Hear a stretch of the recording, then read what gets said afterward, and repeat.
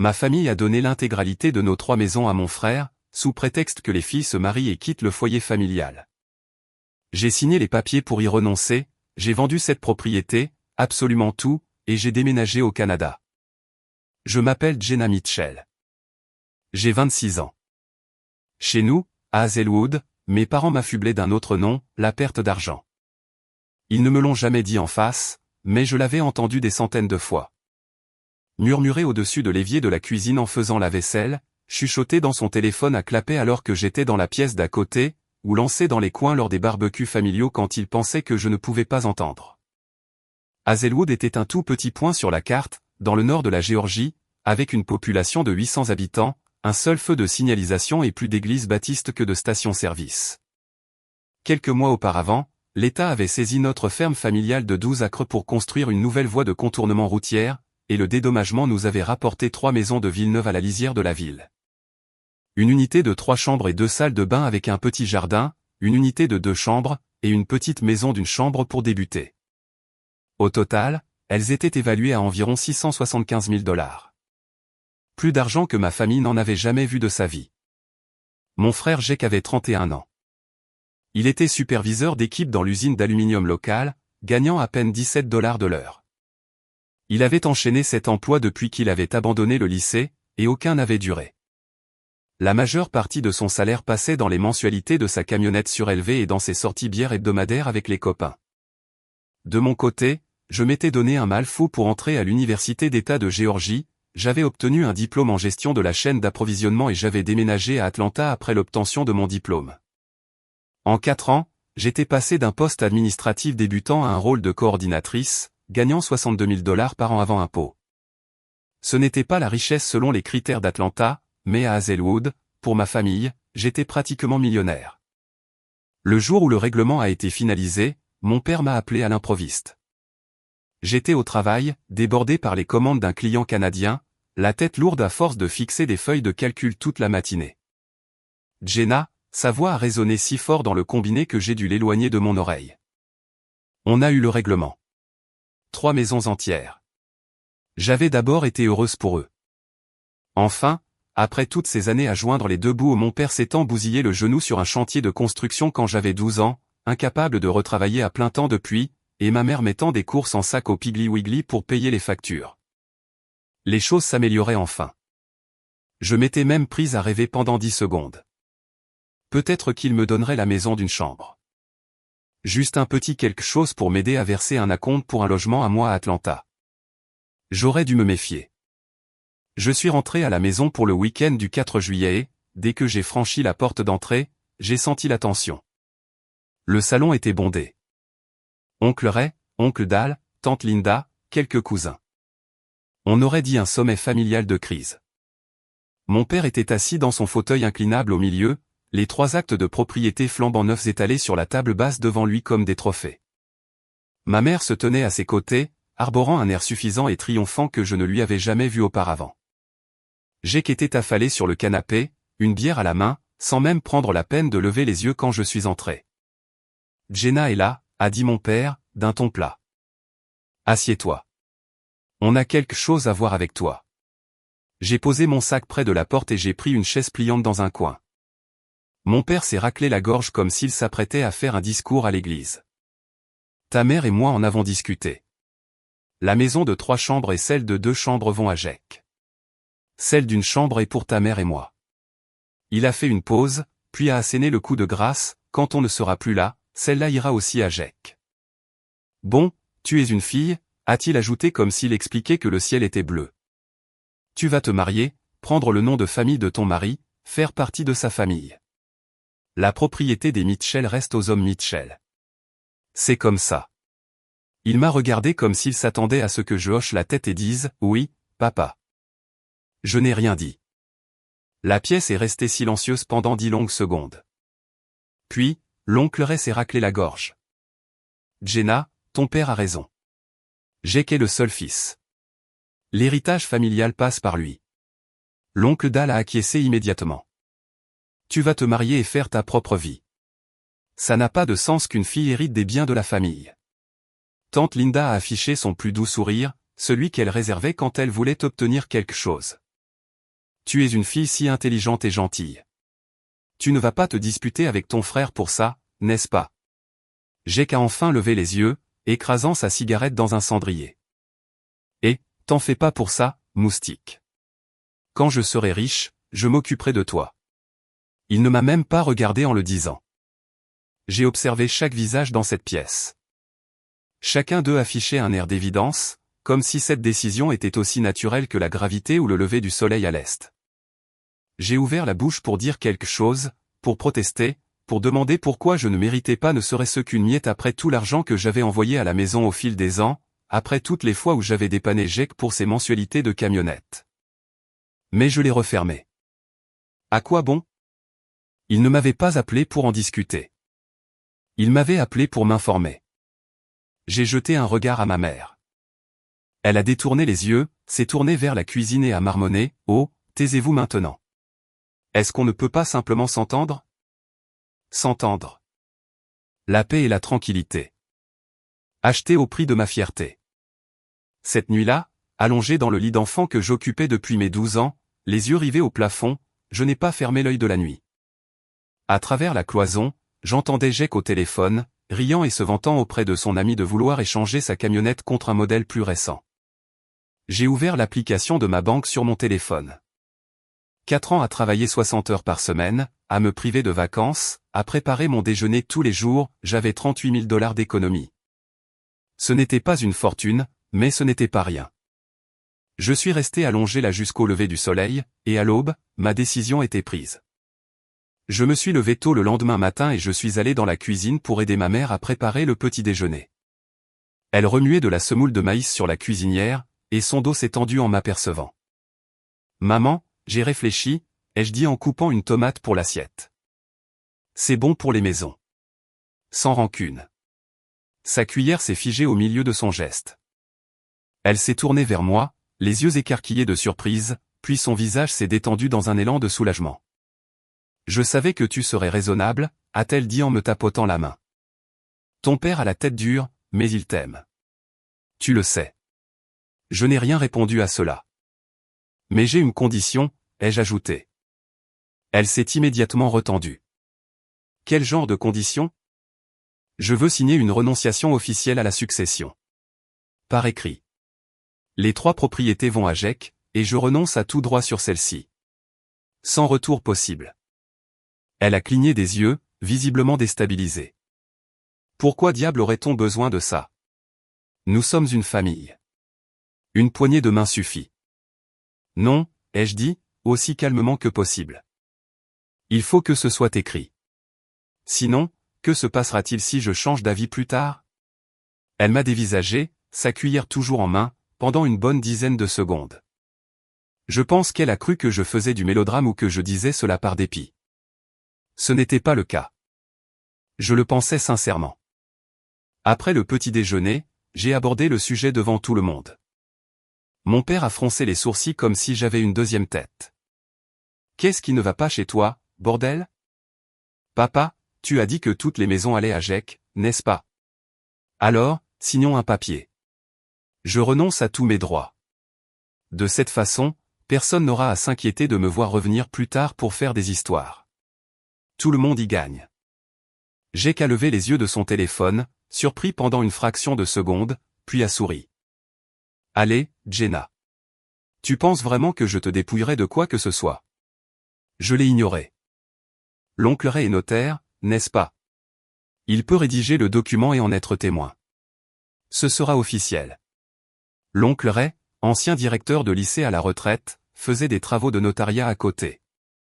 Il a regardé mon père, puis moi, et a ajusté ses lunettes.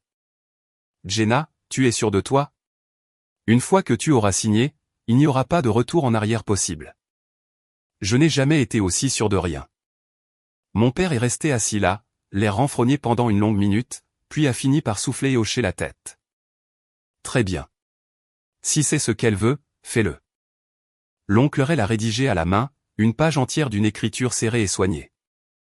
Le document stipulait que Jenna Mitchell renonçait volontairement et définitivement à tous ses droits, titres et intérêts sur les 3 propriétés du règlement. que l'entière propriété revenait exclusivement à Jacob Mitchell et qu'elle ne contesterait jamais cet arrangement pour quelque raison que ce soit.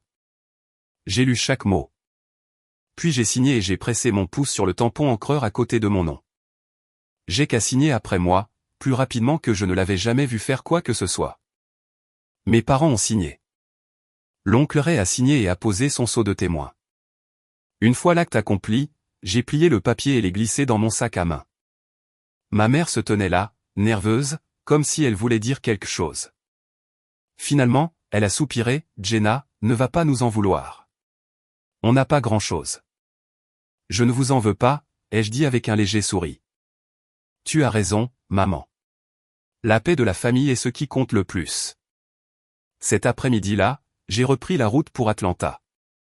Sur l'autoroute, en regardant défiler les pins de Géorgie, je ne parvenais pas à identifier exactement ce que je ressentais. Cela faisait mal, bien sûr, mais le pire de la douleur était déjà passé la veille, dans ce salon rempli de gens qui me considéraient comme quantité négligeable. Ce qu'il restait n'était pas de la colère. C'était une clarté froide et tranchante. À partir de ce jour-là, j'ai fait deux choses. Premièrement, j'ai tout vendu. Ma Corolla de 3 ans est partie sur Facebook Marketplace pour $7 200. J'ai libéré mon appartement, vendu tous mes meubles, mes ustensiles de cuisine et même mes livres pour $2 800 de plus. Ajouté à mes $38 000 d'économie, cela me faisait un peu plus de $48 000 en liquide. Deuxièmement, j'ai fait des recherches sur l'immigration. Mon diplôme était en chaîne d'approvisionnement, j'avais 4 ans d'expérience professionnelle et mon anglais était évidemment courant. J'avais un peu travaillé avec des clients canadiens dans mon emploi, donc je connaissais le marché. J'ai regardé du côté de l'Australie, de la Nouvelle-Zélande, du Canada. J'ai opté pour le Canada, via le programme des travailleurs qualifiés fédéraux d'entrée express.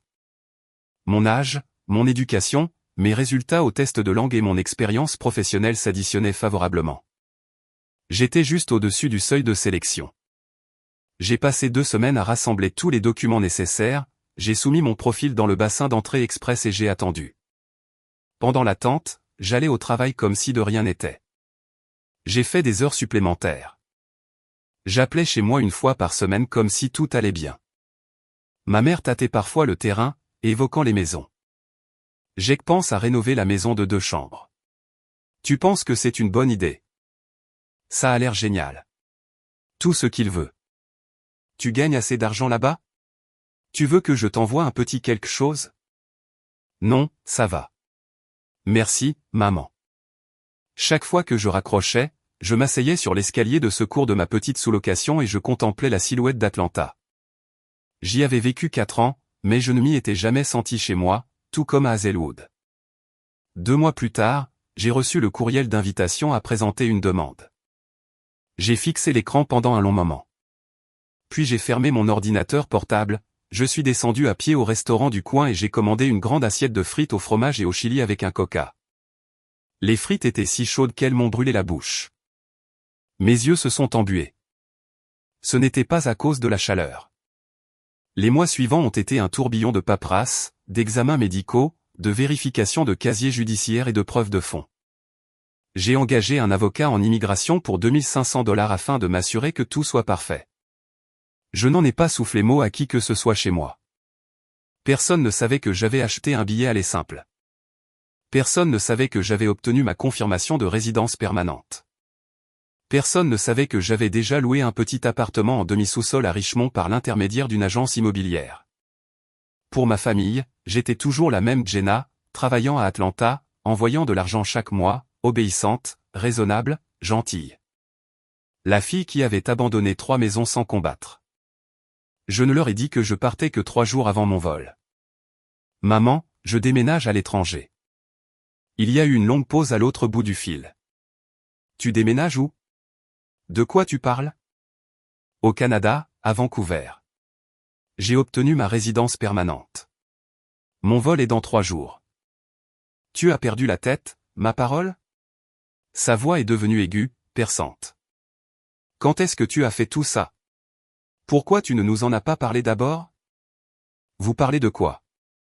Ma voix était calme. Vous ne m'avez pas parlé des maisons, n'est-ce pas? Nouveau silence. 30 secondes plus tard, son ton s'est adouci, empreint de larmes. Jenna, ma puce, c'est à cause des maisons. Rentre à la maison, on va en parler. On peut arranger ça. Maman, ce n'est pas à cause de ça. J'ai signé le papier et je le pensais. Je veux juste vivre ma propre vie maintenant. Toute seule? Tout là-haut? Tu ne connais personne. Qu'est-ce que tu cherches au juste? Je n'ai pas répondu, car elle n'aurait jamais compris ce que je fuyais. Les 3 premiers mois à Vancouver, j'ai fonctionné à la pure adrénaline. Je m'étais installé à Richmond, un quartier où l'on pouvait s'en sortir en ne parlant que le cantonais si on le souhaitait. Mon logement était un appartement en demi-sous-sol à 850 $ par mois, avec une petite fenêtre au niveau du sol qui ne laissait voir que les pieds des passants sur le trottoir. Ma propriétaire était Madame Aye, une enseignante à la retraite qui vivait à l'étage avec son mari. Elle m'a fait signer le bail le jour de mon aménagement, a perçu le premier et le dernier mois de loyer, plus un dépôt de garantie, et m'a averti, pas de musique forte après 22 heures. Cela ne me dérangeait pas. J'avais connu bien pire à Atlanta. Une fois installé, je me suis jeté à corps perdu dans la recherche d'un emploi. J'avais obtenu un score de 8,5 au test d'IELTS, donc mon anglais était très bon, mais sans expérience professionnelle canadienne, décrocher un poste dans la chaîne d'approvisionnement relevait du parcours du combattant. J'ai envoyé plus de 120 CV, j'ai eu environ 40 retours et j'ai passé 8 entretiens. Le premier mois, j'étais dehors dès 8 heures du matin, mon sac à dos rempli de CV imprimés, prenant le SkyTrain pour faire des allers-retours entre Vancouver, Burnaby et Surrey. Certains jours, j'avais 2 entretiens, un le matin et un l'après-midi, et je tuais les 2 heures d'intervalle dans un McDonald's pour profiter du Wi-Fi gratuit. Au deuxième mois, j'avais 2 offres sur la table. L'une était un poste de coordinatrice logistique dans une société de commerce à Burnaby pour 22 $ de l'heure. L'autre était un poste de service client dans une compagnie de transport maritime chinoise à Richmond pour 20 $ de l'heure. J'ai choisi la première. Le salaire n'était pas extraordinaire, mais c'était dans mon domaine, et il y avait des perspectives d'avancement.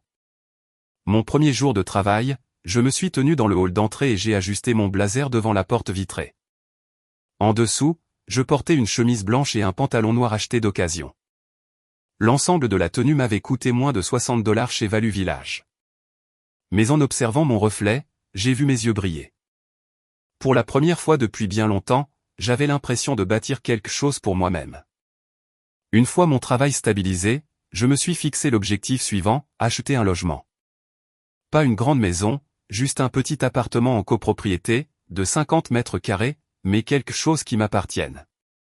J'ai fait les calculs. À 22 $ de l'heure à plein temps, je gagnais environ 2800 $ par mois après impôts. Ajoutez à cela les 48 000 $ américains que j'avais apportés, convertis en environ 62 000 $ canadiens, et j'étais encore bien loin d'un apport personnel pour un appartement à Vancouver. Mais j'avais appris depuis longtemps qu'on ne s'en sort pas seulement en épargnant, mais en travaillant. Je me suis porté volontaire pour toutes les heures supplémentaires, j'ai pris des projets additionnels et j'ai cumulé 2 petits boulots le week-end, le service client pour une petite boutique en ligne et des cours d'anglais à un enfant du quartier. Je dormais 5 heures par nuit si j'avais de la chance.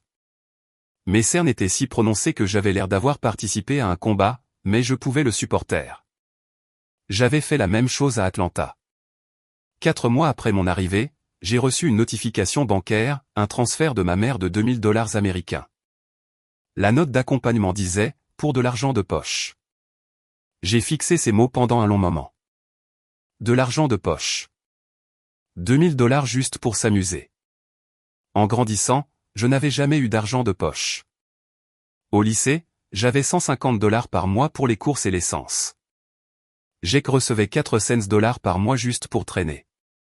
À l'université, j'avais contracté des prêts étudiants et travaillé 20 heures par semaine à la cafétéria pour payer mon loyer. Après avoir commencé à travailler, j'envoyais 400 $ à la maison chaque mois. Et ma mère n'avait jamais dit que ce n'était pas nécessaire. Maintenant, elle m'envoyait 2000 $ en appelant cela de l'argent de poche. Je n'ai pas accepté le transfert. Après 24 heures, l'argent est reparti automatiquement. Le lendemain, elle m'a appelé. Maman, je n'en ai pas besoin. Garde-le pour toi. Oh, ne sois pas têtue. Je sais que c'est difficile d'être seule là-bas. Une mère s'inquiète pour son bébé. J'ai failli rire. S'inquiéter? Où était cette inquiétude quand ils ont légué 3 maisons à Jack? Où était cette inquiétude quand je cumulais 2 emplois à l'université pour payer mon loyer? Je savais ce que représentaient ces $2000. Ce n'était pas de la gentillesse. C'était un test. Elle vérifiait si la ligne était toujours active, si j'étais toujours accessible. Je ne lui ai pas fait de reproches. J'ai simplement dit, vraiment, maman. Ça va. Je peux prendre soin de moi. Puis j'ai raccroché. 6 mois après mon installation à Vancouver, la grande demande est tombée. Jake allait se marier. Sa fiancée s'appelait Mandy, une fille qu'il avait rencontrée à l'usine. Ses parents possédaient une quincaillerie en ville, et ils s'étaient montrés fermes, pas d'apport pour une maison, pas de mariage. Il leur manquait $30 000. Ma mère m'a appelé, et son ton était si empreint d'exigence qu'on aurait dit que je lui devais cet argent. Jenna, il manque $30 000 à ton frère pour son apport. Il ne peut pas se marier sans ça. Tu gagnes de l'argent facile là-bas au Canada, alors vire-le-nous. Toute la famille compte sur toi. Je suis restée silencieuse pendant 3 secondes. Puis j'ai ri. J'ai ri tout haut. Maman, est-ce que tu sais seulement ce que je fais comme travail ici? Tu travailles dans une entreprise commerciale, non? Tu gagnes bien ta vie. Je gagne $22 de l'heure. Je ramène environ $2800 canadiens par mois après impôts. Ça fait à peu près $2000 américains. Je gagnais plus que ça à Atlanta. Tu penses que c'est de l'argent facile? Elle a hésité une seconde, puis a trouvé son argument suivant, eh bien, tu es célibataire. Tu n'as pas de facture. Tu peux économiser plus vite. Il en a besoin. C'est ton frère, pour l'amour de Dieu. Mon frère. Il était mon frère quand ils lui ont cédé 3 maisons. Il était mon frère quand il dépensait chaque centime pour ses camionnettes, ses jouets et ses erreurs. Il avait 3 maisons, un emploi stable, une fiancée, et la famille entière s'attendait à ce que moi, une fille qui repartait de zéro dans un pays étranger, je paie pour l'apport de sa maison de mariage. Maman, je n'ai pas $30 000, ai-je dit. Arrête de mentir. Tu as travaillé toutes ces années à Atlanta. Tu as vendu ta voiture. Je sais que tu les as. J'ai dépensé la majeure partie de cet argent pour les vols, les frais d'immigration, le premier et le dernier mois de loyer. Je m'en sors à peine. Bon, combien tu as? Envoie au moins $10 000. Ce n'est pas demander la lune. J'ai fermé les yeux et j'ai pris une profonde inspiration. Dehors, les fleurs de cerisier de Vancouver s'épanouissaient, de pâles pétales roses dérivant devant la vitre. Et à l'autre bout du fil, ma mère calculait combien elle pouvait encore me soutirer. Maman, je dois te dire quelque chose. Ma voix était calme, posée. La ligne est devenue d'un silence absolu. J'entendais sa respiration, courte et saccadée, comme si elle venait de recevoir un coup de poing dans l'estomac. Qu'est-ce que tu viens de dire? J'ai dit que j'avais acheté un appartement à Vancouver. Je m'installe ici. Je n'enverrai plus d'argent. Débrouillez-vous pour le mariage de Jake par vous-même. Jenna Mitchell. Sa voix a monté de 3 octaves, si perçante que j'ai dû éloigner le téléphone de mon oreille. Tu as perdu l'esprit?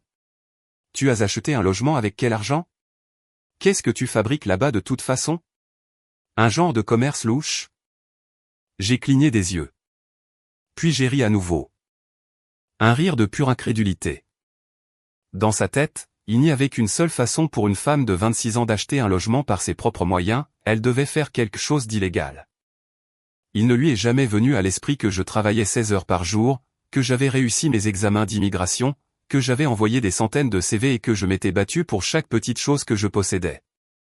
Il ne lui est jamais venu à l'esprit que sa fille pouvait en être capable. Car si elle admettait cela, elle devrait admettre qu'elle avait eu tort. Tort de tout donner à Jake. Tort de me considérer comme une simple fille qui s'en irait. Tort d'avoir rejeté l'enfant qui avait la volonté de réussir. C'était une vérité trop lourde à porter, alors elle préférait croire que je faisais des choses suspectes. Je ne fais rien de mal, ai-je dit lentement et distinctement. Chaque centime que j'ai a été gagné par mon travail. Crois-le ou non, je m'en fiche. Tu me dis tout de suite d'où vient cet argent. Est-ce que tu as épousé un vieux Canadien? C'est ça? J'ai raccroché, sans colère, car il n'y avait plus d'intérêt à discuter. Je suis restée assise près de la fenêtre pendant un long moment, regardant les pétales de cerisier tomber au sol. Puis j'ai ouvert mes contacts. Je suis allé sur le groupe familial, mon père, ma mère, Jake, oncle Ray, oncle Dal, tante Linda. Un par un, j'ai supprimé tous leurs numéros. Puis j'ai éteint mon téléphone, je suis allé dans la cuisine et je me suis préparé un bol de nouilles surmonté de 2 œufs au plat. Un œuf pour la vie que je laissais derrière moi. Un œuf pour la vie que je construisais. Pendant une semaine après cet appel, mon ancien téléphone n'a pas arrêté de vibrer. Mon père a appelé en premier. Je n'ai pas répondu. Puis Jake. Je n'ai pas répondu. Puis l'oncle Ray, l'oncle Dal, la tante Linda, les uns après les autres. Je n'ai répondu à aucun d'eux. Ce n'était pas par peur. Je savais simplement exactement ce qu'ils allaient dire. Comment peux-tu faire ça à tes parents? Où est ta gratitude? Tu te crois trop bien pour nous maintenant. J'avais déjà entendu tout cela le jour où j'avais signé la renonciation. Je n'avais pas besoin de l'entendre à nouveau. Mais il n'était pas décidé à me laisser partir si facilement. Jake a réussi à trouver le numéro standard de mon bureau et a appelé l'accueil. La réceptionniste m'a transféré l'appel, l'air perplexe. Jenna, il y a un appel de Géorgie. Il dit qu'il est ton frère. J'ai décroché et la voix de Jake a hurlé dans le combiné. Jenna, qu'est-ce qui ne va pas chez toi, bordel? Tu as envoyé maman à l'hôpital. Elle a fait une crise de tension. Elle est aux urgences. Ma poitrine s'est serrée pendant une fraction de seconde. Puis je me suis reprise. Ma mère souffrait d'hypertension, certes. Elle en avait depuis des années, mais elle la gérait avec des médicaments et n'avait jamais été admise pour la nuit. Quel hôpital, ai-je demandé, d'un ton neutre. Hazelwood Général, ramène tes fesses ici tout de suite. Quel étage? Quel numéro de chambre? Silence. 2 secondes de vide complet. Qu'est-ce que ça peut faire? Quelle chambre? Viens, c'est tout. Je veux parler à son médecin. J'ai besoin de savoir exactement ce qu'elle a et quel est son protocole de traitement. Encore du silence. Puis il a prononcé la phrase qui a achevé de dissiper le moindre doute qui me restait, arrête de poser toutes ces questions idiotes. Rentre chez toi et tu la verras. J'ai souri, d'un sourire froid et acéré. S'il m'avait donné un numéro de chambre, même faux, j'aurais pu hésiter, me poser des questions. Mais il n'avait même pas pris la peine de mentir. Dis à maman de prendre ses médicaments et de se reposer, ai-je dit. Si elle est vraiment à l'hôpital, assurez-vous qu'elle utilise son assurance. La couverture est plutôt bonne pour les urgences. J'ai raccroché. Ensuite, j'ai appelé moi-même le Hazelwood Général. Une ancienne camarade de lycée y travaillait comme infirmière aux urgences. Et, tu peux me rendre un service? Regarde si une Carole Mitchell a été admise ces dernières 48 heures. Aux urgences ou en hospitalisation. 3 minutes plus tard, elle m'a répondu par message, non. Personne de ce nom. Pas même en consultation externe. Bien sûr que non. Ma mère n'était pas malade. C'était juste un autre piège pour me faire revenir. Revenir pourquoi? Pour me faire hurler dessus par toute la famille. Pour me faire forcer la main afin de signer un chèque de 30 000 $. Redevenir la bonne fille obéissante qui accepte tout ce qu'on lui impose. Non, je ne rentrais pas. Après cela, les choses se sont calmées pendant environ 2 mois. J'ai investi chaque once d'énergie dans mon travail. J'assurais mes horaires, prenais des gardes supplémentaires, donnais mes cours le week-end. Mon anglais est devenu plus fluide. J'ai adopté les expressions locales. Je suis devenu plus efficace dans mon travail. Ma superviseure, Suzanne, une femme rigoureuse et juste d'une 40aine d'années, l'a remarqué. Elle m'a accordé une augmentation, passant mon salaire de 22 à 25 $ de l'heure. 3 $, cela ne semble pas énorme, mais cela représentait près de 6 000 $ de plus par an. J'ai également étudié pour obtenir ma certification de transitaire, ce qui avait beaucoup de valeur dans le secteur. Les choses s'amélioraient. 8 mois après mon arrivée, j'avais économisé suffisamment pour un apport. Pas dans le centre-ville de Vancouver, mais à Surrey, une banlieue située à environ 30 minutes de la ville en Skytrain. Un appartement de 2 chambres, de 800 pieds carrés, pour 420 000 $ canadiens. J'ai versé un apport de 10%, soit 42 000 $. Les mensualités de remboursement étaient de 1 600 $ par mois, ce qui était moins cher qu'un loyer. Le jour de la signature, je me suis tenu au milieu du salon vide et j'ai tourné sur moi-même 3 fois. Parquet clair, mur blanc, plan de travail en quartz noir dans la cuisine. Dehors, il y avait un grand érable. En automne, il prendrait une couleur rouge flamboyante. C'était à moi. Pas à la famille Mitchell, pas à Jack, pas à quelqu'un d'autre. À moi. Je me suis assise par terre, j'ai ramené mes genoux contre ma poitrine et j'ai pleuré pendant environ 10 minutes. Ce n'étaient pas des larmes de tristesse. C'était le genre de larmes que l'on verse lorsqu'on a retenu son souffle sous l'eau pendant des années et qu'on remonte enfin à la surface. Le jour du déménagement, Madame I m'a aidé à porter mes cartons jusqu'au camion. Elle se tenait sur le porche en me regardant, le visage empreint d'une expression indéfinissable. « Tu es la jeune femme la plus solide que j'ai jamais rencontrée. » « Merci, Madame I. Prenez soin de vous. »« D'accord, je le ferai. » En m'éloignant, je l'ai vue saluer de la main dans le rétroviseur. J'ai pensé à ma mère. Elle ne s'était jamais tenue sur le porche pour me saluer lorsque je partais pour l'université ou pour Atlanta. Elle se contentait de dire « Sois prudente », puis elle se retournait et rentrait. Ce n'était pas qu'elle ne m'aimait pas. C'était qu'elle avait toujours pensé que partir était simplement ce que faisaient les filles. Pas besoin d'en faire toute une histoire. Pas besoin de ressentir de manque. Une fois installé dans mon nouveau logement, j'ai fait une dernière chose. J'ai pris un numéro de téléphone canadien et j'ai résilié mon ancien numéro de Géorgie pour de bon. Cela signifiait que personne de chez moi ne pouvait plus me joindre par téléphone. Je savais que c'était définitif. Je savais que c'était radical. Mais je n'avais pas le choix. Si je laissais cette ligne ouverte, il continuerait à me vampiriser, même de l'autre côté d'une frontière internationale. Ces 30 000 $ pour un apport n'étaient que le début. Ensuite, ce serait le mariage, puis le bébé, puis la crèche, puis les frais d'université. Et ainsi de suite, pour toujours. Pour eux, je n'étais pas une fille. Je n'étais pas une sœur. J'étais un distributeur automatique de billets. Un distributeur qui n'avait jamais besoin d'entretien, qui ne disait jamais non, et qui recrachait de l'argent chaque fois qu'on le lui demandait. Mon argent était l'argent de la famille. L'argent de Jack était l'argent de Jack. Je pensais que changer de numéro me donnerait enfin la paix. Je me trompais. Lorsqu'ils n'ont plus pu me joindre par téléphone, mes proches ont trouvé un autre moyen. Ils ont recherché des personnes que je connaissais à Vancouver. Je ne sais toujours pas comment ils s'y sont pris. Probablement en parcourant ma liste d'anciens amis Facebook et en ajoutant toutes les personnes qu'ils trouvaient. Un jour, une fille que j'avais rencontrée dans un groupe d'activités locales m'a envoyé un message à l'improviste, et, Jenna. Un homme qui dit être ton oncle m'a ajouté sur Facebook. Il dit que tes parents sont morts d'inquiétude, que tu as disparu. Il veut que je l'aide à te retrouver. J'ai froncé les sourcils. Qu'est-ce que tu lui as dit? Rien pour l'instant.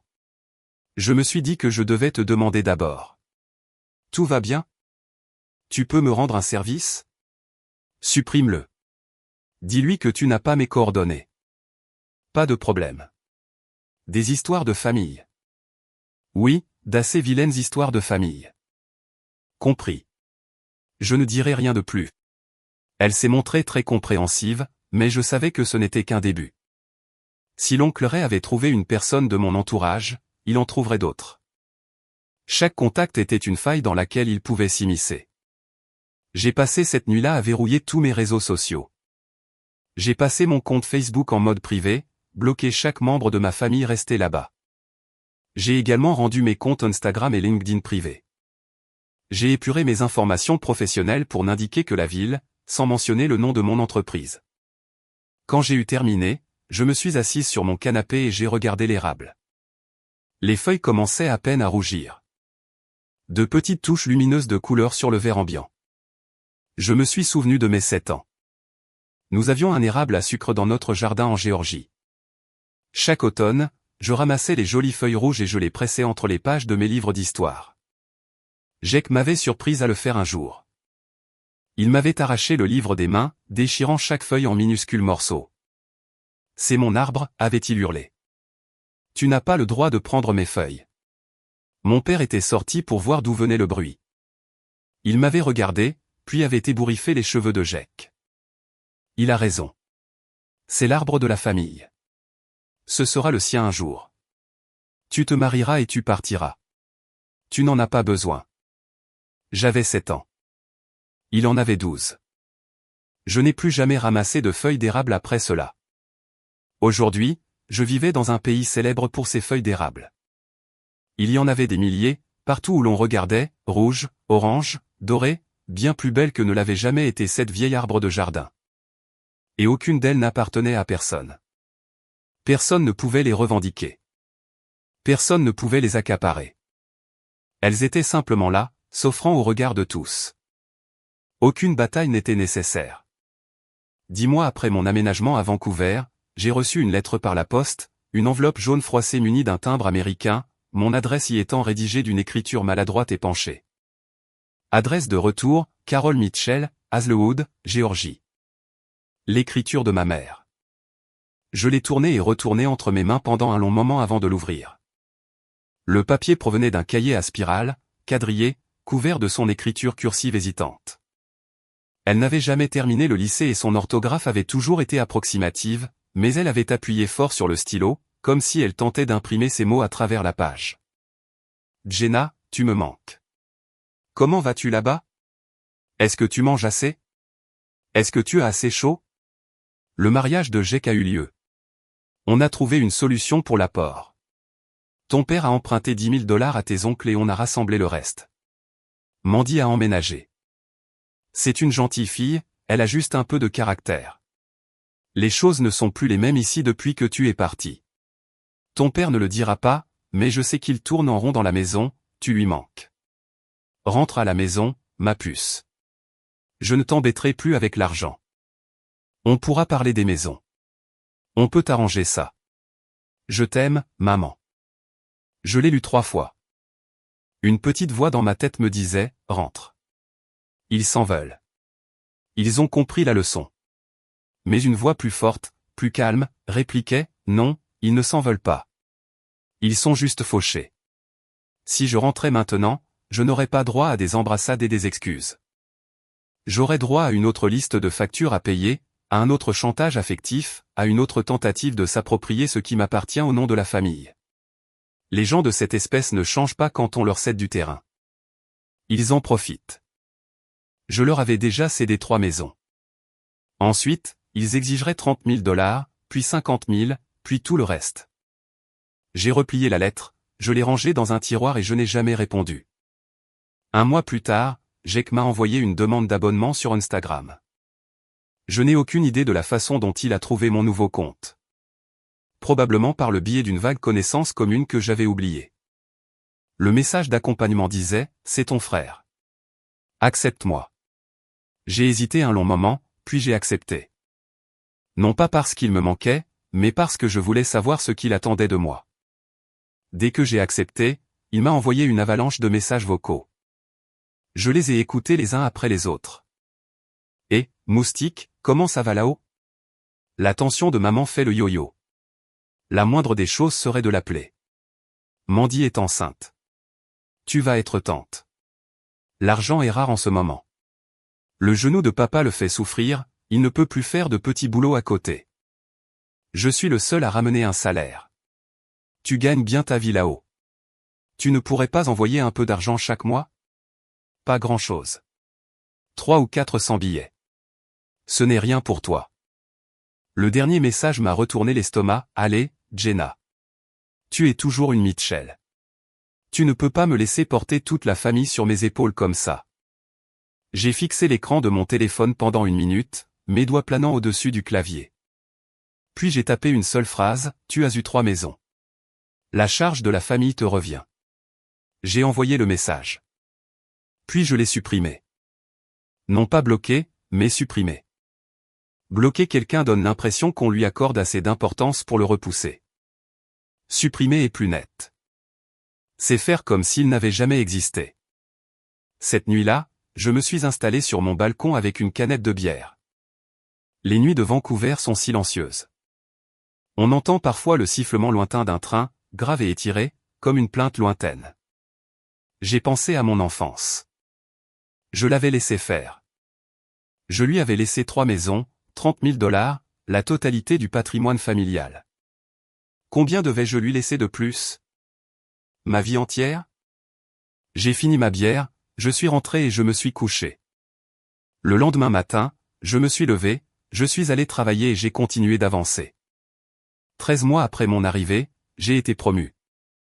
Suzanne m'a proposé pour un poste de gestionnaire de compte, gérant l'ensemble de nos clients de la région Asie-Pacifique. Salaire de base plus commission. Cela représentait environ 65 000 $ canadiens par an, soit à peu près 48 000 $ américains. Ce n'était pas la richesse, mais c'était suffisant. Suffisant pour vivre confortablement, suffisant pour épargner, suffisant pour ne plus me soucier du loyer ou des courses. Je commençais à me construire une vie qui m'appartenait vraiment. J'ai pris un abonnement à la salle de sport, j'ai acheté un nouvel ordinateur portable, j'ai souscrit à une bonne assurance santé. Pour la première fois de ma vie, je dépensais de l'argent pour moi-même sans culpabilité. En grandissant, chaque achat s'accompagnait d'un calcul mental, combien dois-je envoyer à la maison ce mois-ci? Qu'est-ce que je dois garder de côté pour la prochaine bêtise de Jack? Qu'est-ce que maman va dire si j'achète ça pour moi? C'était fini. Mon argent était le mien. Personne n'avait le droit d'y toucher. Mais la vie ne reste jamais simple bien longtemps. 15 mois après mon arrivée, j'ai reçu un appel d'un numéro inconnu avec un indicatif régional de Géorgie. J'ai failli ne pas répondre, mais je l'ai fait. Jenna, c'est Mandy, la femme de Jack. J'ai cligné des yeux. Je ne l'avais jamais rencontrée, je ne lui avais jamais parlé. Je n'étais même pas allé au mariage. Bonjour Mandy, qu'y a-t-il? Je ne t'appelle pas pour me disputer. Je veux juste te poser une question. Est-ce que tu vas vraiment ne plus jamais aider ta famille? Je n'ai rien dit. Tu as la moindre idée de ce que c'est ici? Ta mère pleure absolument tous les jours. Ton père peut à peine marcher certains jours, tellement son genou le fait souffrir. Jake travaille 60 heures par semaine et n'arrive toujours pas à payer les factures. Il a perdu au moins 15 livres. Mandy, qu'est-ce que tu veux que je te dise? Je veux que tu rentres à la maison, juste pour une visite. Laisse-les voir que tu vas bien. Permets-leur d'arrêter de s'inquiéter. Mandy, laisse-moi te poser une question. Oui. Si je rentre à la maison, est-ce qu'ils me laisseront repartir? Le silence.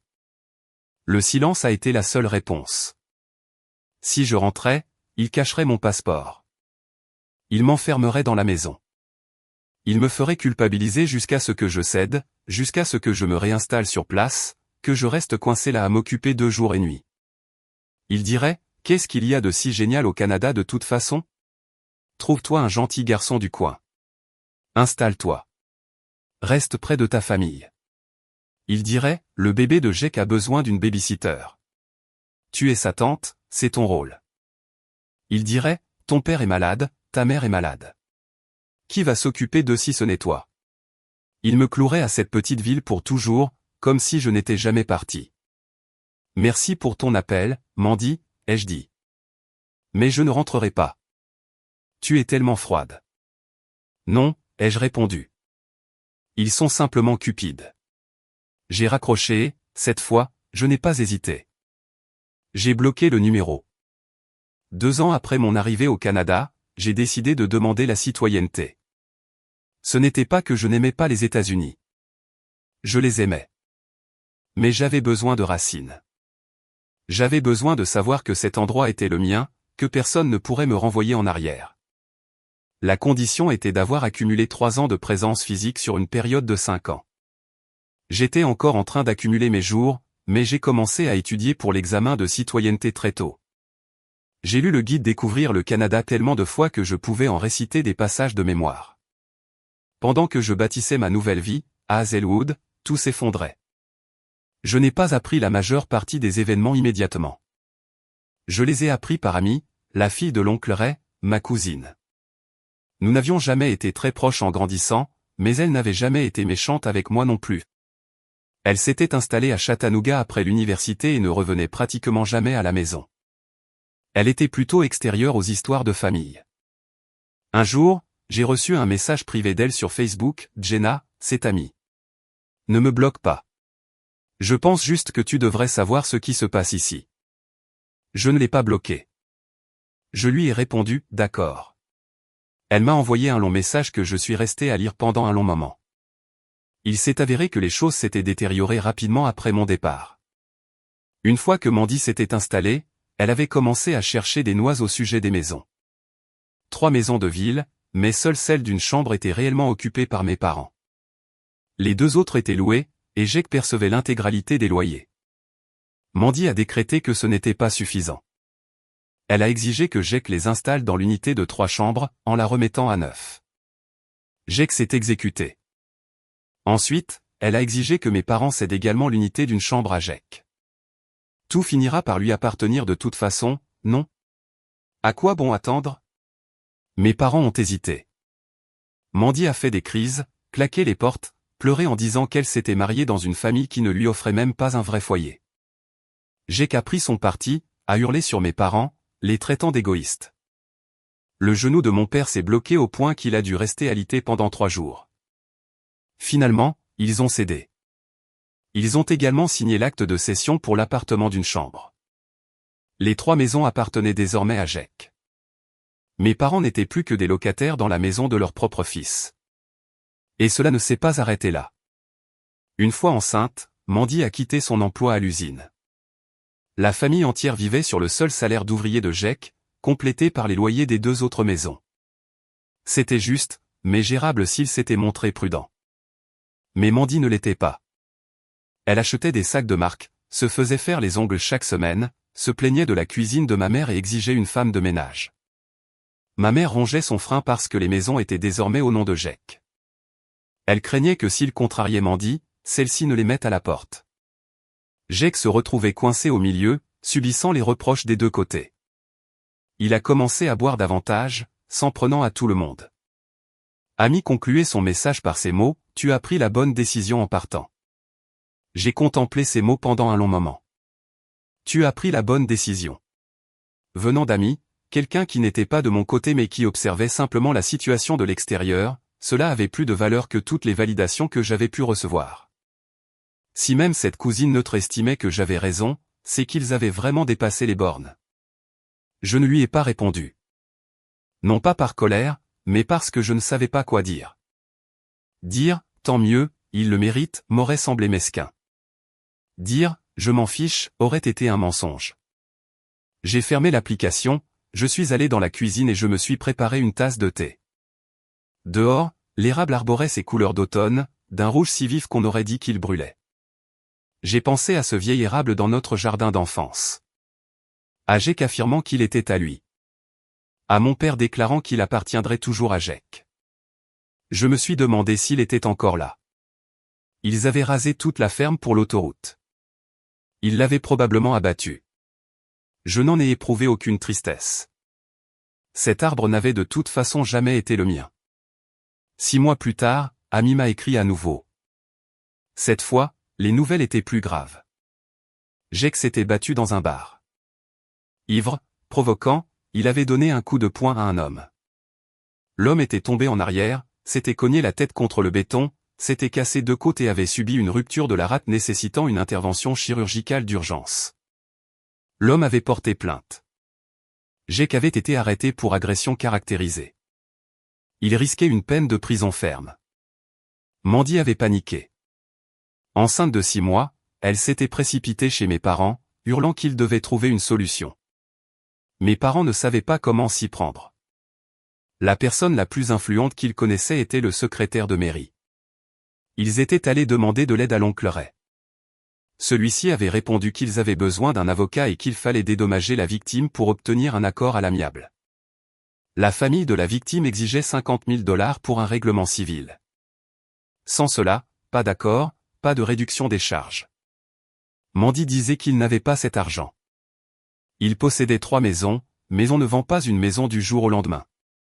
Et même si c'était possible, Mandy ne l'aurait jamais permis. Ces maisons représentaient sa sécurité financière.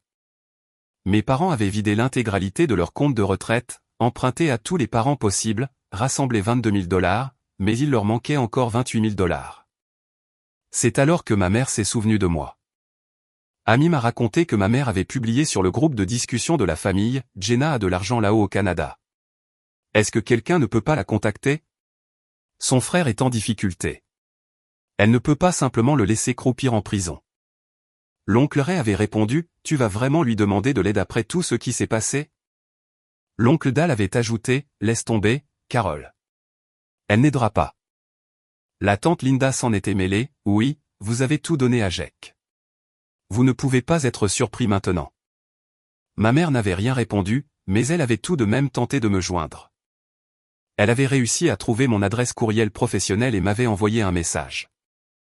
Il était long, rempli de fautes de frappe, mais tout se résumait à une chose, ton frère a besoin de 28 000 $. Aide-le.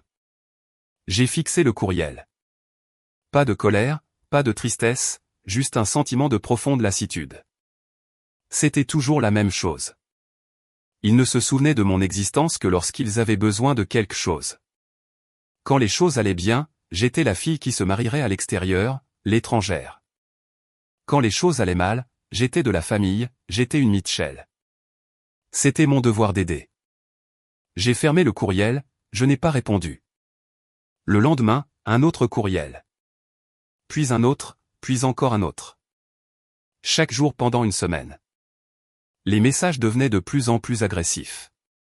Passant de « s'il te plaît, aide ton frère » à « comment peux-tu être si insensible » puis à « ton père va faire une crise cardiaque à cause de ça ». Je n'ai répondu à aucun message. Au bout d'une semaine, les courriels ont cessé.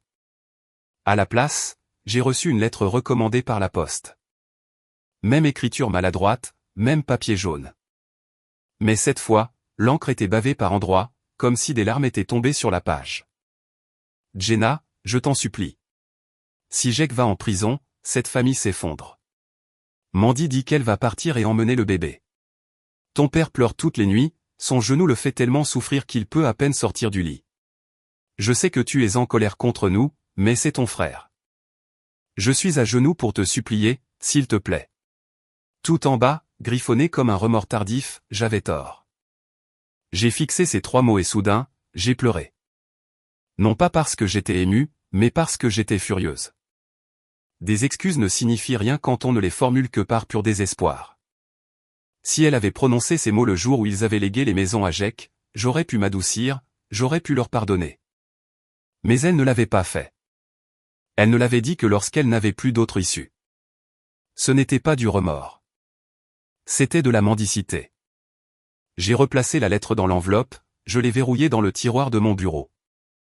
Puis j'ai répondu à Amy. Merci de m'avoir prévenu, mais je n'enverrai pas d'argent. Amy a répondu immédiatement. Je m'en doutais. Je pensais juste que tu devais le savoir. Merci. Et, je peux te dire quelque chose? Vas-y.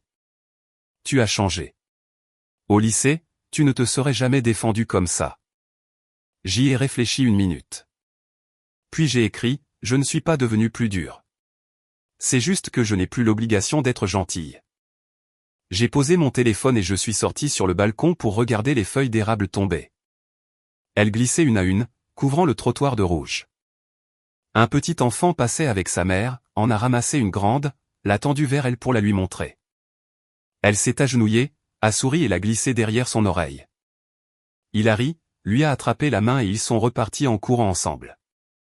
Je les ai regardés et j'ai pensé à ce que signifie réellement la liberté. Ce n'est pas faire tout ce que l'on veut. C'est avoir le choix. Choisir de pardonner ou de ne pas pardonner. Choisir d'aider ou de ne pas aider. Choisir de rester ou de partir. Et personne d'autre que soi ne peut faire ce choix. Voici comment s'est terminée l'affaire de Jack. L'oncle Ray a trouvé un avocat local qui a négocié avec la famille de la victime. Ils ont ramené le montant du dédommagement de 50 000 à 37 000 $. Mes parents ont fourni leurs 22 000 $. Mandy est allé voir ses parents et a emprunté les 15 000 $ restants. Ils ont payé. La victime a signé la décharge. Jack s'en est tiré avec de la mise à l'épreuve, pas de prison ferme. Mais il a perdu son emploi. L'usine a appris l'arrestation et, bien qu'il n'ait eu qu'une mise à l'épreuve, ils l'ont licencié pour violation du code de conduite de l'entreprise. Se retrouvant sans emploi, Jake restait assis à la maison toute la journée, buvant de la bière, jouant aux jeux vidéo, devenant de plus en plus acariâtre. Mandy a accouché d'un garçon, un petit-fils, l'héritier de la famille Mitchell.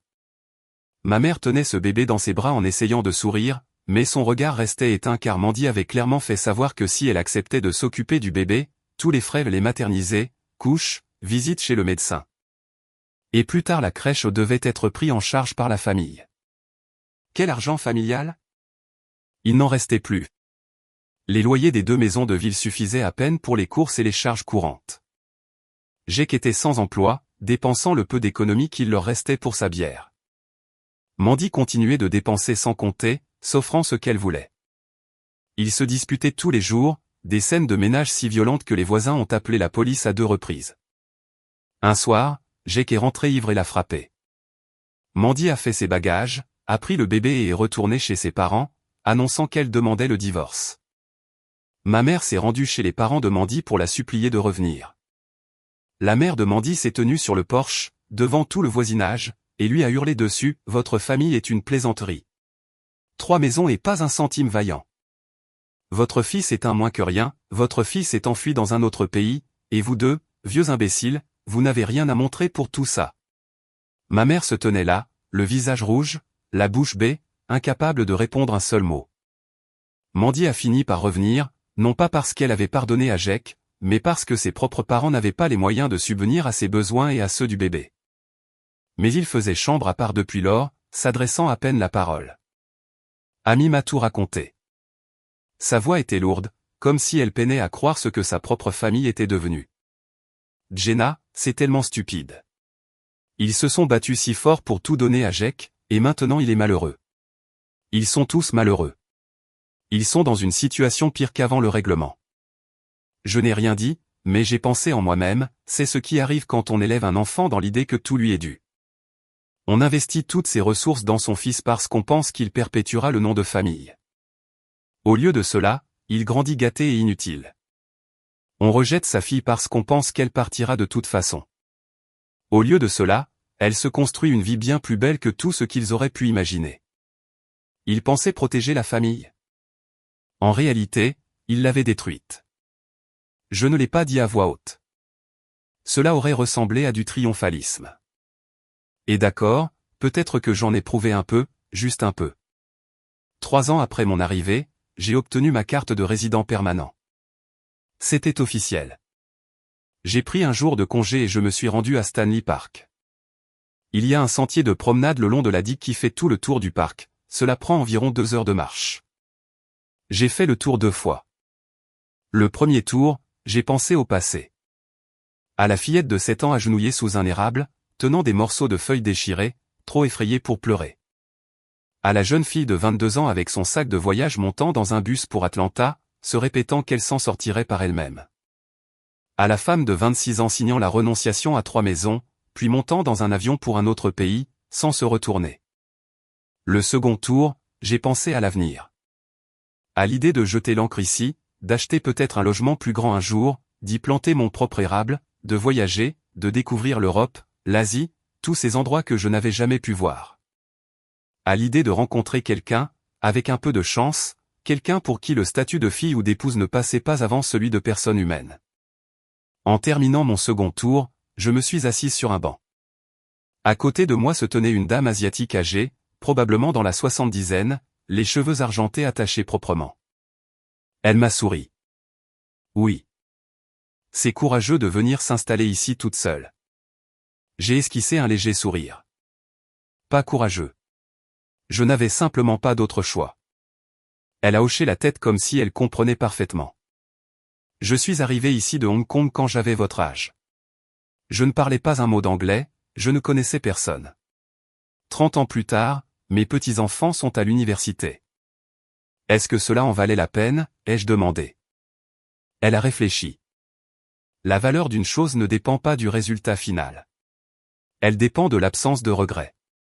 Est-ce que vous regrettez? Pas le moins du monde, ai-je répondu en souriant. Si j'étais resté chez moi, je serais en train de cuisiner pour mon fils et sa femme en ce moment même, amusé les doigts jusqu'à l'os sans que personne ne me dise merci. J'ai ri. Elle s'est levée, a épousseté son pantalon, m'a souhaité bonne chance et s'en est allée. Je suis resté assise là un long moment après son départ, regardant le soleil se coucher sur l'eau. Le ciel a pris des teintes dorées et roses, la lumière dansant sur les vagues comme des pièces de monnaie éparpillées. J'ai sorti mon téléphone et j'ai pris une photo, juste l'eau et le coucher de soleil. Aucun personnage, mais j'y étais. 4 ans après mon déménagement à Vancouver, j'ai franchi une grande étape. J'ai changé d'entreprise. Mon nouvel employeur était une grande société de commerce électronique dont le siège social se trouvait à Vancouver, vendant dans toute l'Amérique du Nord et en Europe. J'avais postulé pour un rôle de responsable de la chaîne d'approvisionnement. Le salaire de base était de 85 000 $ canadiens, plus des primes et des options d'achat d'actions. Lors de l'entretien, le recruteur m'a demandé « Pourquoi quittez-vous votre emploi actuel ?» J'ai répondu « Je me sens prête pour un défi plus important. » Il a souri et a dit « Vous êtes embauché. » Mon premier jour, je me suis tenu devant les baies vitrées du 12e étage, contemplant le centre-ville de Vancouver. Des gratte-ciel, des rues animées. Cela me rappelait un peu Atlanta, mais pas tout à fait. L'énergie d'Atlanta était bruyante, dense, chaleureuse. L'énergie de Vancouver était plus calme, plus structurée, un peu distante. J'appréciais cette distance. Personne ne me demandait combien je gagnais. Personne ne me harcelait pour savoir quand j'allais me marier. Personne ne me faisait remarquer que je devenais trop vieille pour être célibataire. Ici, j'étais simplement Jenna, pas la sœur de Jake, pas la fille de mes parents, pas la fille considérée comme une perte d'argent. Juste moi, la femme qui avait déménagé dans un nouveau pays avec 2 valises et qui s'était bâti une carrière à force de travail. Une fois installée dans mon nouveau travail, ma vie est devenue très stable, un revenu régulier, des horaires fixes, un esprit serein. J'avais du temps libre désormais. Le week-end, j'allais à la salle de sport, je faisais de la randonnée, j'allais faire mes courses et je me préparais de bons dîners. J'ai même acheté un poteau pour mon salon. Il s'est mis à pousser de façon spectaculaire. Un samedi, alors que j'étais au supermarché en train de prendre un sachet d'épinards, une autre personne a tendu la main vers le même sachet en même temps que moi. Nous avons tous les deux retiré nos mains. Nous avons dit en même temps, « Désolé, allez-y », nous nous sommes regardés et avons ri. « Vous aussi, vous êtes branché épinard » a-t-il dit. « Oui, pour le faire. » Pareil. Il s'appelait Liam. Il possédait une maîtrise en informatique de l'Université de Colombie-Britannique, s'était installé à Vancouver en provenance de Toronto un an auparavant et travaillait dans une jeune entreprise technologique. Nous avons discuté 1 minute, réalisé que nous habitions le même quartier et échangé nos numéros. Par la suite, nous avons commencé à nous croiser au supermarché, puis à la salle de sport, puis sur le sentier pédestre près du parc. Nous avons commencé à dîner ensemble, puis nous nous sommes fréquentés. Liam était de nature discrète, parlait peu, mais chacun de ses mots comptait. La plupart des hommes, quand je leur racontais que j'avais déménagé seul au Canada sans famille, me prenaient pour une sorte d'héroïne ou me regardaient comme si je fuyais quelque chose de louche. Liam s'est contenté de dire « Cela a dû être vraiment difficile. » C'est tout. Quelques mots tout simples. Pas de pitié excessive, pas d'admiration déplacée, juste une reconnaissance honnête du fait que ma vie n'avait pas été de tout repos. J'ai adoré cela chez lui. Cette compréhension tranquille. Au bout de 3 mois, je l'ai invité chez moi. Il s'est arrêté sur le seuil, observant les lieux. « Tu vis ici seul ? 2 chambres ? » « Oui. »« Ça ne te semble pas trop grand ? » ?»« Non. C'est à moi. Chaque centimètre carré. Je l'ai gagné. » Il a hoché la tête, sans insister. À l'intérieur, il a remarqué le tableau à l'huile suspendu au-dessus du canapé. C'était une peinture de feuilles d'érable, d'un rouge flamboyant. Je l'avais acheté à un artiste de rue pour 25 $. « Tu aimes les feuilles d'érable ? » a-t-il demandé. Oui. Pourquoi ? J'y ai réfléchi 1 seconde. Parce que personne ne les possède. Elles poussent, deviennent rouges, tombent. Personne ne peut dire, celle-là est à moi. Liam m'a regardé, sans poser d'autres questions. Il a simplement dit, alors je t'emmènerai voir les érables à chaque automne. C'était la chose la plus douce qu'on m'ait jamais dite. Non pas parce que c'était grandiose, mais parce qu'il avait dit « chaque automne ». Chaque automne supposait un avenir. Un avenir qui m'incluait. 5 ans après mon arrivée, j'ai obtenu ma citoyenneté. Lors de la cérémonie, j'ai levé la main droite et répété le serment « Je jure que je serai fidèle et porterai sincère allégeance à Sa Majesté le roi Charles III, roi du Canada ». En prononçant le mot « fidèle », j'ai ressenti un pincement au cœur. Fidèle. J'avais été fidèle à ma famille autrefois, fidèle au nom des Mitchell, fidèle à cette règle inique voulant que les filles se taisent, se montrent reconnaissantes et abandonnent tout pour leurs frères. Et toute cette loyauté ne m'avait valu que de me faire spolier de 3 maisons, de me faire réclamer $30 000 et d'être traité toute ma vie comme quantité négligeable. Aujourd'hui, je prêtais serment d'allégeance à un nouveau pays. Ce n'était pas que je détestais les États-Unis. C'était que la part des États-Unis qui comptait la famille, le foyer, les racines m'avait rejeté. J'avais donc trouvé un nouvel endroit où jeter l'ancre. Lorsque la cérémonie s'est achevée, on m'a remis mon certificat de citoyenneté, un document officiel portant mon nom, Jenna Mitchell, officiellement citoyenne canadienne. Ce n'était pas un abandon de mes origines, ce n'était pas un oubli. C'était simplement une fille rejetée par sa propre famille qui trouvait enfin un endroit où elle était chez elle. Je suis sorti du bâtiment de l'immigration et j'ai pris une grande inspiration. L'air de Vancouver, frais, propre, libre. Liam m'attendait en bas des marches. Il tenait quelque chose à la main, non pas des roses, mais un bouquet de feuilles d'érable d'un rouge éclatant. Il me les a tendues. Félicitations, citoyenne canadienne officielle. Je les ai prises avec un grand sourire. Tu sais, c'est la première fois que quelqu'un m'offre des fleurs. Liam a cligné des yeux, puis a dit, alors je t'en offrirai chaque année. Tu as déjà promis de m'emmener voir les érables chaque année. Les deux. Je t'emmènerai les voir et je t'en offrirai. C'est le même cadeau 2 fois. Mais tu aimes les feuilles d'érable. C'est un bon argument. Nous sommes restés sur les marches à rire ensemble pendant une bonne minute. Après avoir obtenu ma citoyenneté, j'ai décidé de faire un voyage de retour aux États-Unis. Non pas pour renouer des liens ou rendre visite, mais pour régler des formalités administratives, fermer mes anciens comptes bancaires, mettre à jour mes dossiers de sécurité sociale, finaliser tous les aspects juridiques. Liam m'a demandé, tu es sûr de vouloir y aller seul? Oui. C'est quelque chose que je dois faire par moi-même. Il a hoché la tête, sans insister. Il savait que certains chemins doivent être parcourus en solitaire. J'ai réservé un vol direct de Vancouver à Atlanta, puis un vol de correspondance pour le petit aéroport régional près de Hazelwood. 15 heures de voyage au total. J'ai à peine dormi durant tout le trajet. Non pas que je sois nerveuse, mais c'était étrange. Comme aller voir un film dont on connaît déjà la fin, mais dont on veut tout de même visionner les scènes. Quand j'ai atterri en Géorgie, il était 5 heures du matin. Je suis resté un moment dans le terminal de l'aéroport, écoutant les gens parler, retrouvant cet accent du Sud bien marqué autour de moi. C'était irréel. 5 ans plus tôt, j'avais quitté ce pays depuis ce même aéroport, avec 2 valises, un billet aller simple, seul. 5 ans plus tard, j'étais de retour, muni d'un passeport canadien, d'un emploi rémunéré à 6 chiffres, d'un foyer qui m'attendait à Vancouver. J'avais tellement changé. Était-ce leur cas? Le vol pour Hazelwood n'a duré qu'1 heure et demie. Lors de la descente, j'ai regardé par le hublot la petite ville en contrebas. Elle avait un peu changé.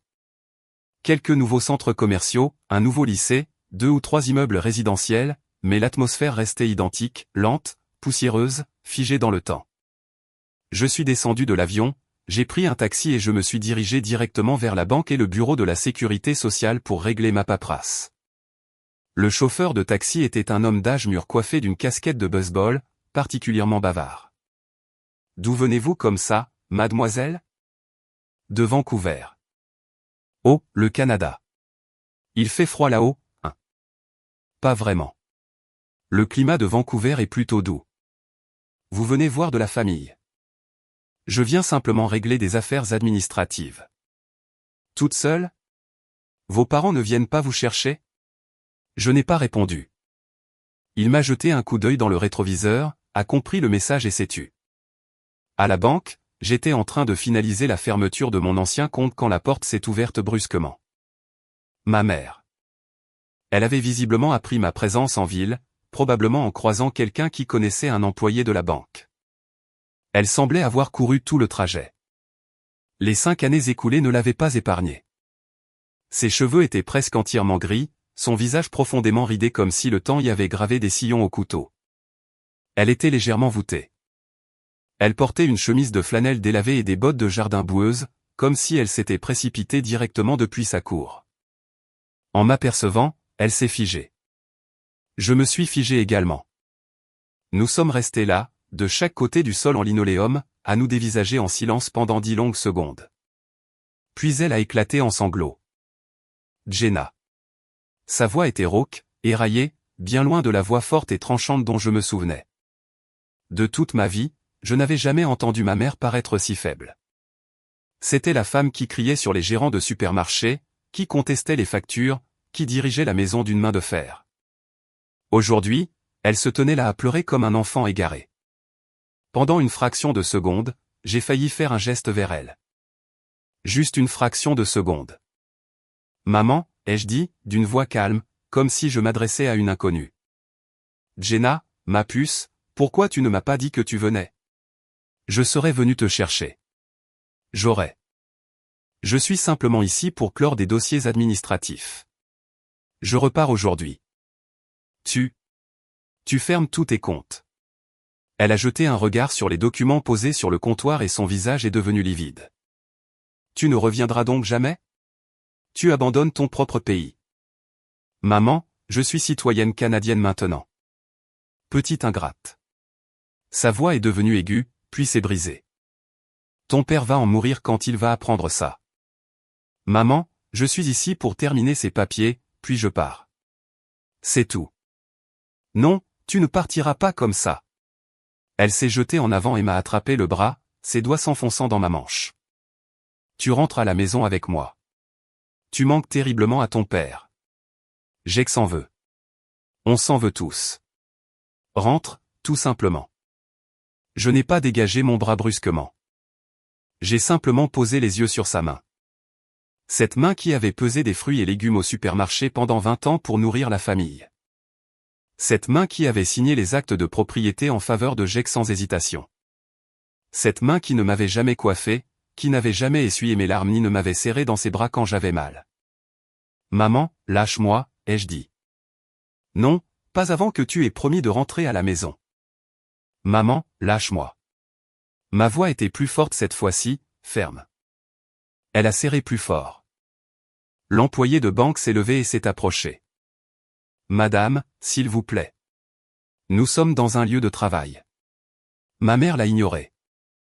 Elle s'accrochait à mon bras comme à une bouée de sauvetage sur un navire en train de sombrer. J'ai pris une grande inspiration. Maman, écoute-moi. Elle a levé les yeux, rougie et gonflée de larmes. Il y a 5 ans, toi et papa avez donné les 3 maisons à Jake. Vous m'avez fait signer un papier stipulant que je n'avais aucun droit sur cet héritage. Je n'ai pas crié, je n'ai pas protesté. J'ai signé. Ensuite, tu m'as appelé pour me dire que je devais 30 000 $ à Jake pour son logement. Je t'ai dit que je ne les avais pas, et tu m'as traité de menteuse. Quand Jake a eu des ennuis, tu m'as écrit chaque jour pour me réclamer 28 000 $ de plus. Je ne les ai pas envoyés. Tu ne t'accroches pas à moi aujourd'hui parce que je te manque. Tu t'accroches à moi parce que tu as besoin de moi. Tu as besoin de moi pour vous prendre en charge quand vous serez vieux. Tu as besoin que j'envoie de l'argent. Tu as besoin que je porte le fardeau que toi et papa avez imposé à Jake et que vous réalisez maintenant qu'il est incapable d'assumer. Mais est-ce que tu t'es posé une seule fois la question de savoir ce dont j'avais besoin, moi? Sa bouche s'est ouverte et refermée, sans qu'aucun son ne s'en échappe. J'avais besoin de justice. Tu m'as répondu que les filles n'y avaient pas droit. J'avais besoin de respect. Tu m'as dit de me taire et d'être gentille. J'avais besoin d'amour. Tu m'as dit d'arrêter de faire des histoires. Alors je suis parti. Je suis allé là où je pouvais trouver ces choses. Je ne te hais pas, maman, mais je ne te dois rien non plus. Vous avez choisi de tout donner à Jake. C'était votre décision. J'ai envoyé de l'argent chaque mois pendant 4 ans. C'est amplement suffisant pour rembourser ce que vous avez dépensé pour m'élever. À partir d'aujourd'hui, nous sommes quittes. J'ai prononcé ces mots d'un ton calme mais ferme. Puis j'ai doucement écarté ses doigts de mon bras, un par un. Elle est restée immobile, la main suspendue dans le vide, comme paralysée. Je me suis retourné vers l'employé. Pouvons-nous terminer, s'il vous plaît? L'employé a jeté un regard vers ma mère, puis vers moi, a hoché la tête et s'est remise au travail. Ma mère est restée debout derrière moi durant tout le processus. Elle n'a pas crié, elle n'a rien dit, mais j'entendais sa respiration courte et saccadée, comme si elle luttait de toutes ses forces pour ne pas hurler ou éclater en sanglots. Lorsque tout a été finalisé, j'ai rangé les documents dans mon sac et je me suis dirigé vers la sortie. En passant à côté d'elle, je me suis arrêté un instant. Prends soin de toi, maman. Puis j'ai franchi la porte de la banque. Derrière moi, j'ai entendu un sanglot étouffé, comme le bruit de quelque chose qui se brise.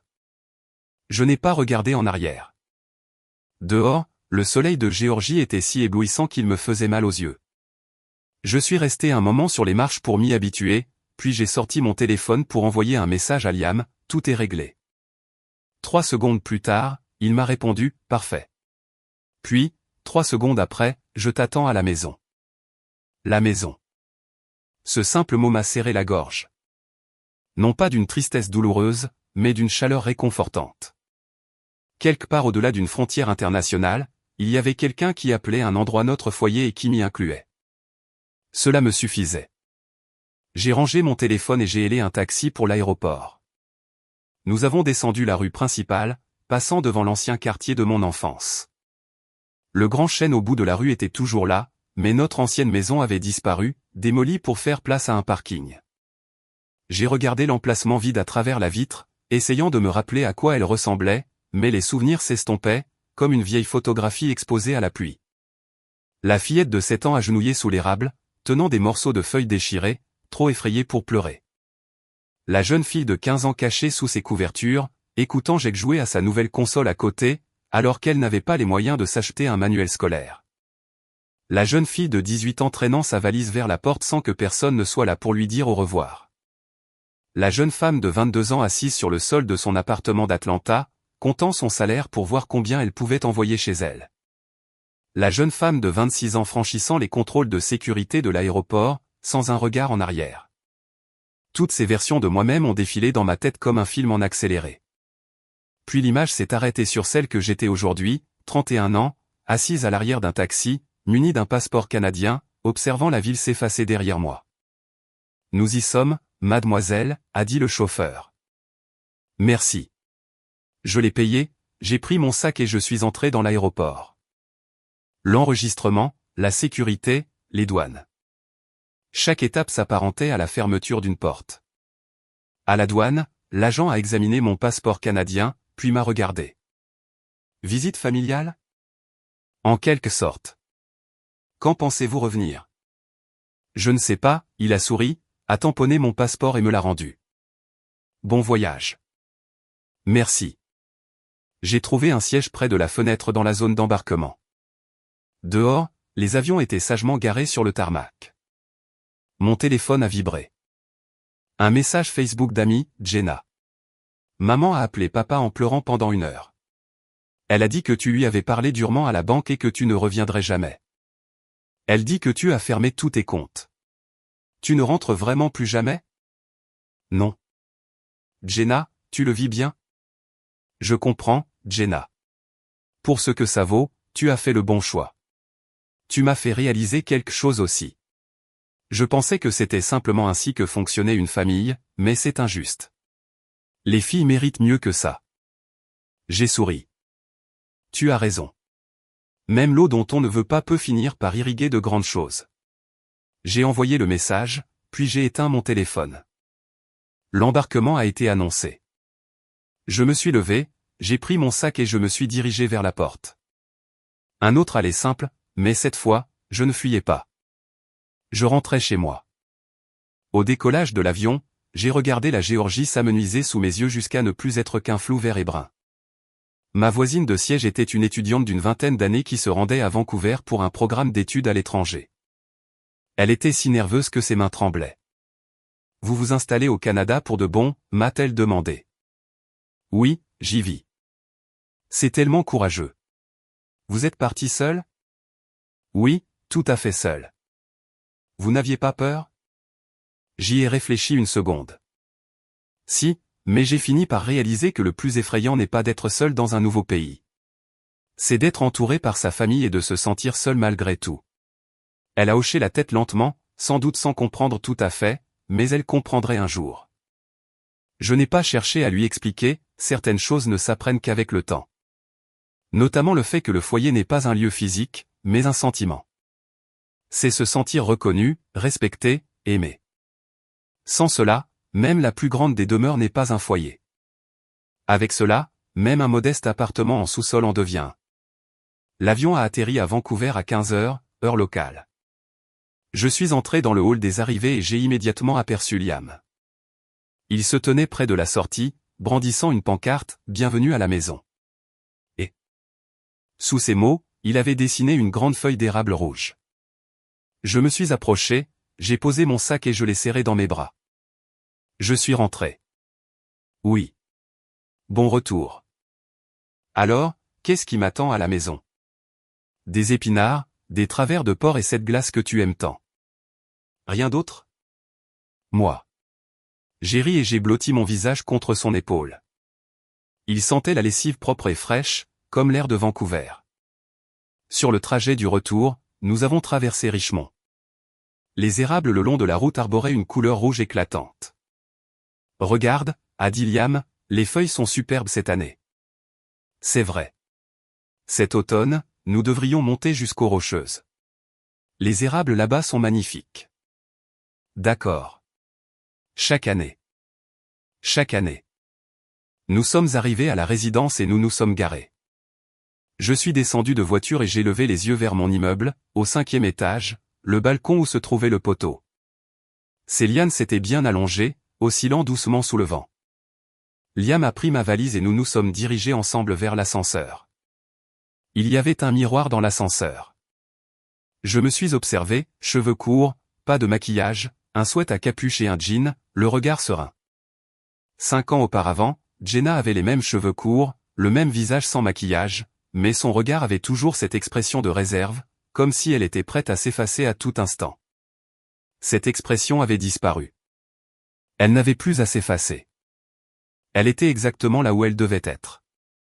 En entrant dans l'appartement, j'ai laissé ma valise près de la porte, j'ai retiré mes chaussures et je suis allé dans le salon.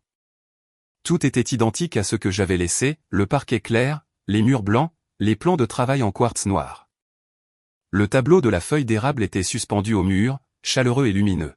« Tu as faim ?» a demandé Liam en se dirigeant vers la cuisine. « Je prépare le repas. »« Je vais t'aider. »« Non, tu sors de l'avion.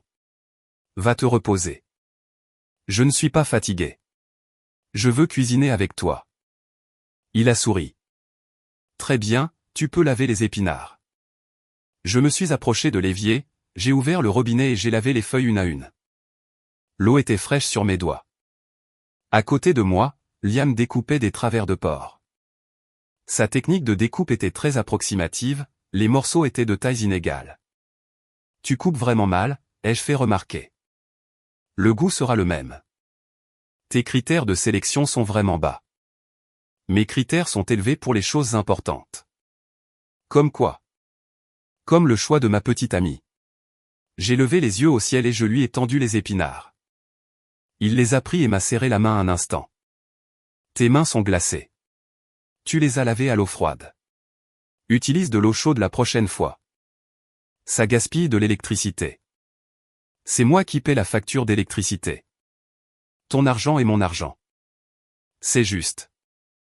Nous avons cuisiné pendant 40 minutes et dressé 3 plats sur la table, des épinards à l'ail, des travers de porc sauce aigre douce et une soupe aux tomates et aux œufs. Simple mais réconfortant. Nous nous sommes assis l'un en face de l'autre, faisant teinter nos bols de riz. Dehors, l'érable brillait sous les lueurs du soleil couchant. J'ai goûté un morceau de viande. C'est réussi, ai-je dit. Vraiment, a demandé Liam. Je ne suis pourtant pas un grand cuisinier. C'est très bon. Ce n'était pas tant la qualité de la cuisine que le fait que chaque aspect de ce repas découlait de mes propres décisions, la ville où je vivais, l'homme qui partageait ma vie, l'existence que je m'étais bâtie. Personne ne me l'avait imposé, personne n'avait décidé à ma place, personne ne m'avait dit que je n'y avais pas droit. Chaque bouchée avait le goût de la liberté. Après le dîner, je me suis tenu sur le balcon, contemplant la ligne d'horizon. Les couchers de soleil de Vancouver offrent des nuances de rose et d'orange, comme si une boîte de peinture entière s'était renversée dans le ciel. J'ai sorti mon téléphone pour prendre une photo. En ouvrant ma galerie, je suis tombé sur d'anciennes captures d'écran que j'avais conservées, les messages colériques de ma mère, les échanges avec amis, les transcriptions des messages vocaux de Jack. J'ai hésité une fraction de seconde. Puis je les ai tous supprimés, absolument tous. Une fois disparus, ma poitrine m'a semblé plus légère. Un vide salvateur, comblé par un sentiment que je ne saurais nommer. De la paix, peut-être, ou simplement du soulagement. Liam est sorti sur le balcon et m'a tendu une tasse de thé chaud. Tu penses à l'appeler? Peut-être un jour. Pas aujourd'hui. Comme tu veux. Je te soutiens dans toutes tes décisions. Je l'ai regardé. Son regard était doux, sincère, sans aucune arrière-pensée. J'ai souri. Pas aujourd'hui. D'accord. Il n'a pas insisté. Il est simplement resté à mes côtés, regardant le soleil décliner avec moi. Nos ombres s'étiraient sur le sol du balcon, entremêlées, au point qu'on ne distinguait plus où l'une finissait et où l'autre commençait, mais cela n'avait pas d'importance. Quand le soleil a disparu, il n'est resté qu'une lueur rose pâle à l'horizon, comme un soupir discret. Je me suis retourné pour rentrer, refermant la porte du balcon derrière moi. Le salon était baigné d'une lumière jaune et chaleureuse. Les assiettes étaient encore sur la table. Le poteau se dressait dans son coin, poursuivant sa croissance. Le tableau de la feuille d'érable brillait doucement sous la lumière de la lampe. Je me suis souvenu d'une citation lue autrefois, « Certains passent leur vie entière à guérir de leur enfance, d'autres tirent de leur enfance la force de guérir leur vie. » J'appartenais à la première catégorie. Mais c'était convenable. Guérir demande du temps, mais j'y parvenais, et j'avais choisi moi-même chaque étape de ce chemin. Cette nuit-là, j'ai dormi d'un sommeil profond, sans rêve ni cauchemar. À mon réveil le lendemain matin, la lumière du soleil traversait les rideaux, dessinant une bande dorée sur le sol. Je me suis retourné, Liam dormait encore, sa respiration était calme, un léger sourire flottait sur ses lèvres, comme s'il faisait un beau rêve. Je ne l'ai pas réveillé. Je me suis levé sans bruit et je suis allé dans le salon. De petites gouttes d'eau perlaient sur les feuilles du poteau que j'avais brumisé la veille. Je me suis approché de la fenêtre et j'ai écarté les rideaux. L'érable avait laissé tomber quelques feuilles supplémentaires, recouvrant la pelouse d'un tapis rouge. En bas, une dame âgée promenait son chiot Golden Retriever. Le chiot s'amusait à ramasser des feuilles d'érable pour les lui apporter. Elle s'agenouillait, lui caressait la tête, prenait la feuille et la glissait dans son sac. Je les ai regardés en souriant, car j'ai réalisé que je n'étais plus cette petite fille triste sous l'arbre. Cette petite fille avait grandi, elle avait quitté ce jardin, traversé un océan et s'était construit sa propre vie. Elle n'avait plus besoin de la permission de quiconque, elle n'avait plus besoin d'excuses, elle n'avait plus besoin d'approbation. Tout ce dont elle avait besoin, c'était d'elle-même et des choix qu'elle avait faits. Je me suis dirigé vers la cuisine, j'ai ouvert le réfrigérateur et j'ai sorti des œufs, du lait et des fruits. J'allais préparer un grand petit déjeuner, des toasts, des œufs, une salade de fruits et du café, pour 2 personnes, car je n'étais plus seul désormais. Mais même si je l'avais été, cela aurait été tout à fait acceptable, car la partie la plus sombre du chemin était désormais derrière moi. Et quoi qu'il m'attende par la suite, que je le parcours seul ou accompagné, ce serait ma propre décision.